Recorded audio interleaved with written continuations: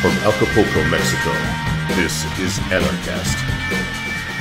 Hey everybody, welcome to another edition of Anarchast, your home for anarchy on the internet. I've got a new guest coming on. I actually saw her videos. I've actually been seeing them for a number of months. It's Rachel Blevins of rachelblevins.com. She also is probably the biggest on Facebook, where she puts up her videos, always gets tens of thousands or hundreds of thousands of views for every video. And actually, I saw one of her most recent videos. It was called "Why Questioning Your Government is What Makes You an American." And it was very anarchist sounding, and so I had to contact her, and I did. And it turns out she is an anarchist, so I wanted to have her on the show. So, Rachel, great to have you on. Before we get started, though, I got to ask you, how did you become an anarchist? No, that's a great question. I think you're actually the first person to ask me that. You know, you reached out and asked me, hey, are you an anarchist? And so it was kind of one of those things where I never really thought about it like that before, but I think once you start thinking about those principles and what you believe in, you're like, well, yeah, I guess that is the label that fits with that. I think for me, it was more of sort of a gradual thing. I didn't just wake up one day and magically say, oh, hey, the system is broken. You know, everything that we're being told in the media is a lie or anything like that. I actually got started working in the alternative media about 3 years ago, and so I think it was kind of one of those things that as I was writing daily news stories and I started seeing all of these cases of government corruption, and then you see the mainstream media coming in and colluding with them, that I started to realize that it was a lot more about the system and not just sort of the candidates that were in place or whoever we elect for our next president. And so I think that's kind of what brought me to the place where I did make that video and sort of put that out there. Yeah, you've actually worked in the past with a number of past Anarchast guests. I guess the first was Ben Swan. You worked with him a few years ago, and it's been interesting. I still don't know what happened to Ben Swan. He did the Pizzagate thing, and then he was just gone. And apparently Derek Brose, the past Anarchast guest, says he's going to interview Ben at some point about what happened. Obviously something happened. He just disappeared after that. Then you worked with Luke Rudowski of We Are Change for a while, and now you're basically doing your own thing with rachelblevins.com and your own videos. But I know you're also just about to start working a little bit with the Free Thought Project, which is Jason Basler, which is also another past Anarchast guest. So you've definitely been hanging around a lot of past Anarchast guests. So would you say that really rubbed off on you? Yeah, definitely. I actually got my start working with Ben Swan's Truth and Media Project and writing daily articles for that. I mean, I know I was helping him produce some of his videos, and so I kind of picked up on that. And I think definitely they've all been great influences and kind of just helping me get to where I am today, and seeing, you know, in a lot of places where the media is telling you lies and things that aren't true. And so actually being able to take the time to do that research and to form those views on your own and then to share that, I think has had a really powerful effect. Yeah, it's great. Talking about the media and telling lies, I guess you've seen that. What's your take on, you know, the mainstream media as a whole? You're basically doing your videos. You're putting out your version of the truth, your version of reality. They're putting out theirs. There's a big difference. What's your take on what I call the FakeStream media?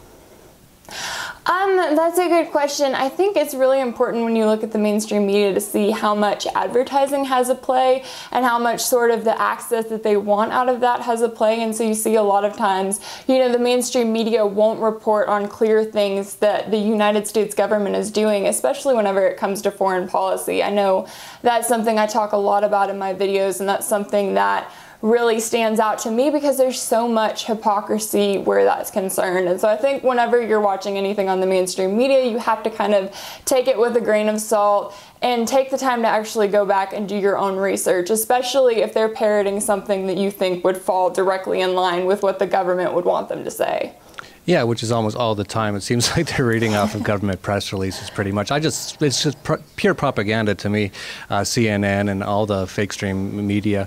So is that what you're trying to do now? Because you were working with Ben Swan, then you were working with We Are Change. Now you're still just doing your own thing. Is that something you want to continue on and sort of become sort of like an independent media source?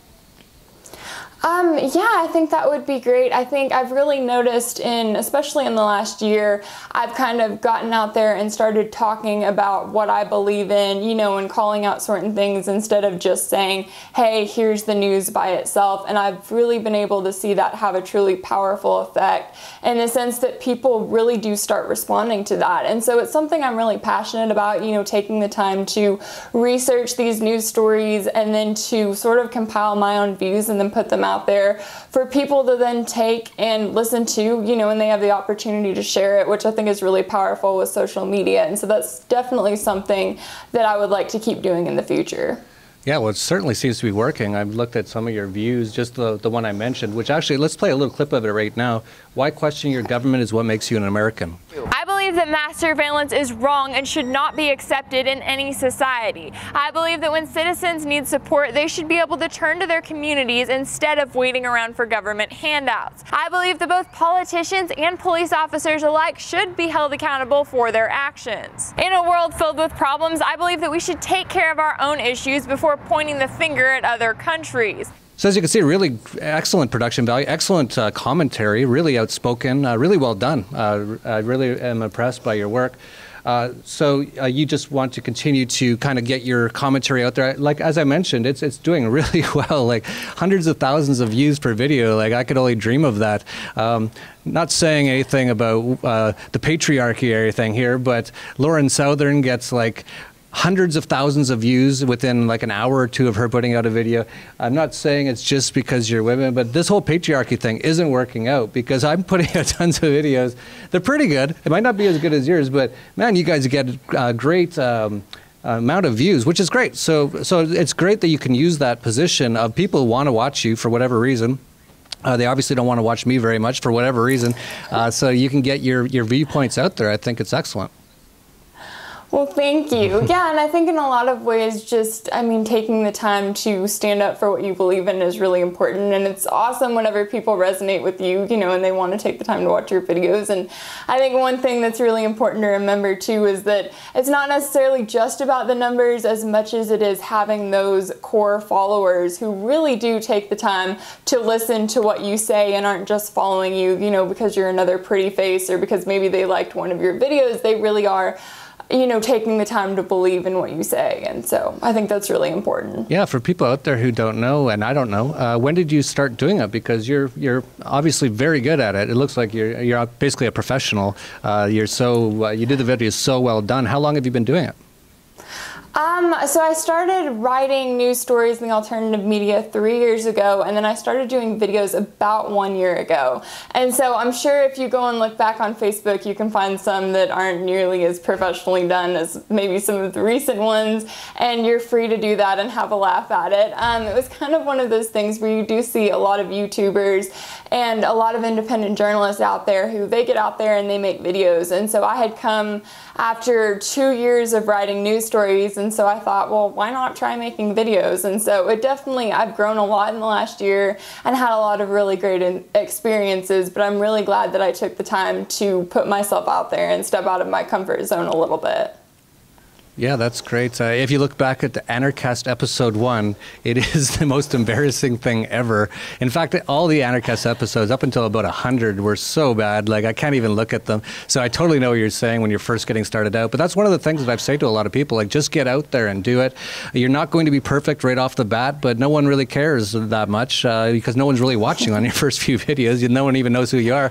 But a lot of people are kind of scared to put themselves out there. But you're one person who has done that, and you found that it works really well, and you can kind of get your viewpoints out there. And one question is, are you making any money from it?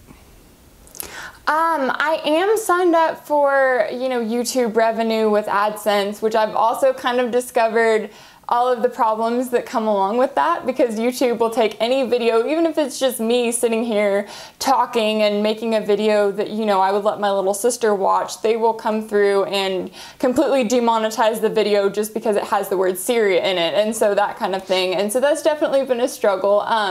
That is something that I'm signed up for, but I haven't found a lot of success with it at the moment, so I'm still kind of playing with those options and trying to decide exactly what I want to do in order to really monetize that content and make it so that people can choose to contribute, whether that's with actually choosing to contribute money or just choosing to share the videos and knowing that it gets like that advertising value off of it. Yeah, you should definitely ask for people to donate if they'd like to donate. I've seen many people, I know personally many people, including Lauren Southern, who make a lot from just that. And people do want to. If they really resonate with the videos and they're watching them all the time, they don't mind with a Patreon account, $5 or $10 a month, and you get 1,000 of those people, and you're doing all right. I would also suggest, if you haven't yet, to get on steemit.com. I don't know if you know about that. I've heard about it a little bit. I know it takes a lot of different things into play with that, and I know you're big on there too, right? But it's basically an open source social media platform. So you should definitely just get on there. It's steemit.com. Start up your name, Rachel Blevins, and just go on there. Do an intro post. And an intro post, I can actually tell you offline a little bit. I actually did videos a long time ago on how to do this stuff. You'll probably make quite a bit of money just from doing your intro post, because a lot of people know who you are. And then just post your videos on there regularly with some text content, and you'll make regular money from Steem on it. So definitely recommend that. I just saw actually Luke Radowski today posted his article. He already made $200 just from his article. I regularly make hundreds of dollars every time I post on there. It's not a scam or anything. This is the future of media. You're actually getting paid from. Well, it's a long story. I don't want to explain Steem it, but it's something you should definitely get on. I highly recommend it. So how many videos are you putting out right now, like on a regular basis? I try to usually, I would say my normal number, I try to do about 2 to 3 a week. That slowed down a little bit in the last couple weeks, but I'm hoping to kind of bring that back. Usually what I'll do is each video is based around a certain issue or something going on in the media, and so I'll kind of try to look for that aspect that I see that's not being talked about, and really highlight that, or try to take something out of those stories that I think that people really should be paying attention to. So a lot of times, whenever it comes to making a new video, I try to make it something that I'm really passionate about and that I'm really excited about sharing with people. And so a lot of times the number of videos per week is kind of based on sort of that news cycle or whatever I find is interesting. Yeah, that's always the best, is just to find something that you're passionate about, and that comes through on camera, obviously, when you are passionate about it. So that's great that you're doing that, and I hope you continue to do that. It looks like you are going to continue. It's really great content. For people who haven't checked it out, check out rachelblevins.com. Also check her out on Facebook. That's pretty much where I see all of her stuff. I mentioned to Rachel offline, I don't actually see it on YouTube, so she's getting kind of blocked on there or something, which is very normal. And she pointed out as well that she's getting demonetized. This is happening to almost everybody.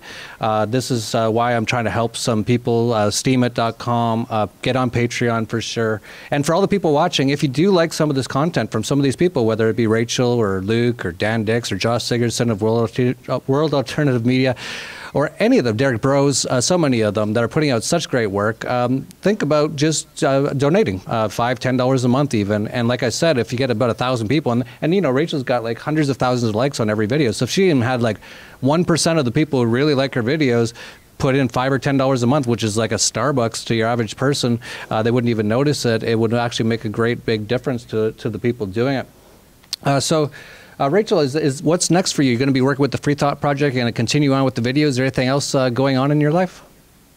Yeah, I think that's mainly what I have planned right now. I'm working with them, doing some writing, which has been really great to get back into that. And then I'm also hoping to produce some more videos in the future. And so I'm always interested to hearing what people think in terms of, what do they think about the setup or any content that they want me to cover. That's something I'm always interested to hear, because I do have that, authority over what I cover. It's what I choose and that kind of thing. So I'm always interested to hear what people think about that, and that's mainly what I have planned for the future.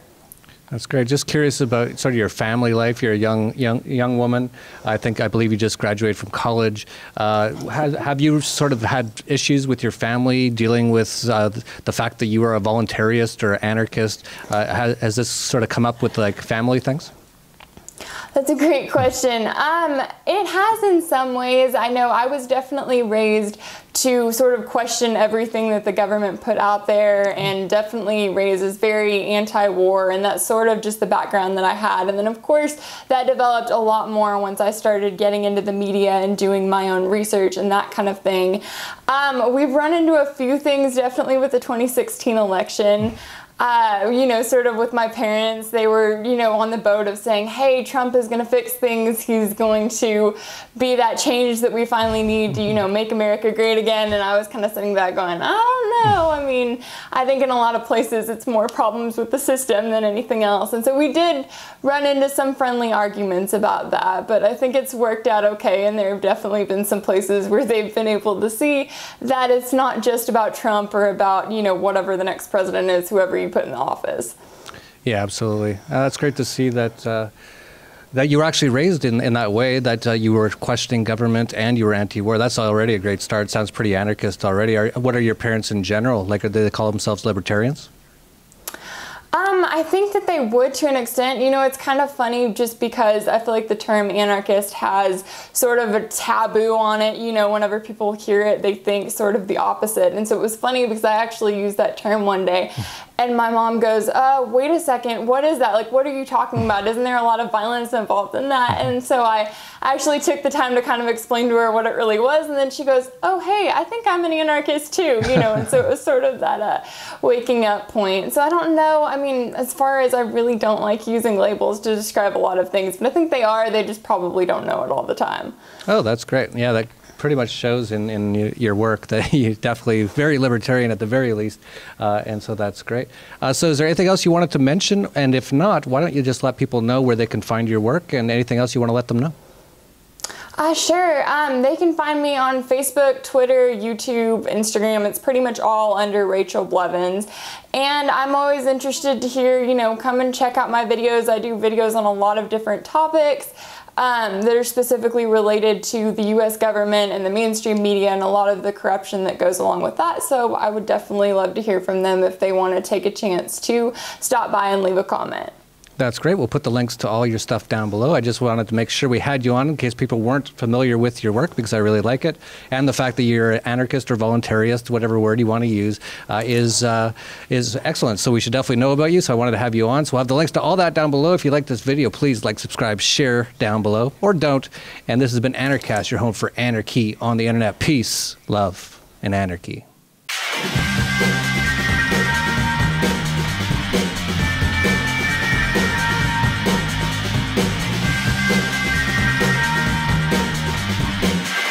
From Acapulco, Mexico, this is Anarchast.